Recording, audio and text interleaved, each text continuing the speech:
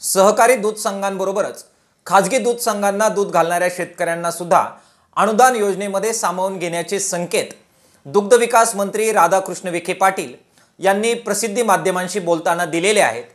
किसान सभेच्या वतीने दुग्ध विकास मंत्र्यांच्या ह्या भूमिकेचं आम्ही स्वागत करतो। राज्यामध्ये 72% दूध हे खाजगी दूध संघांच्या वतीनं संकलित होतं। राज्य सरकारची योजना केवळ सहकारी दूध संघांना लागू असल्यामुळे हे सर्व खाजगी दूध संघांना दूध घालणारे शेतकरी या योजनेपासून वंचित राहत होते। दुग्ध विकास मंत्र्यांनी ह्या सर्व वंचित शेतकऱ्यांना सुद्धा दिलासा देण्याबद्दलचे संकेत दिलेले आहेत। सहकारी दूध संघाप्रमाणेच खाजगी दूध संघांना लागू असेल अशा प्रकारचा नियमन कायदा महाराष्ट्रामध्ये होण्याची आवश्यकता आहे, अशी भूमिका 2009 पासून किसान सभेनं सातत्यानं लावून धरलेली होती। यानुसार आता खाजगी दूध संघांना सुद्धा त्यांच्या मनमानीला चाप लावणारी नियमावली राज्य सरकार बनवेल अशा प्रकारच्या संकेत आज दुग्ध विकास मंत्र्यांनी दिलेले आहेत। त्यांच्या ह्या भूमिकेचं सुद्धा किसान सभेच्या वतीनं आम्ही स्वागत करतो आहोत।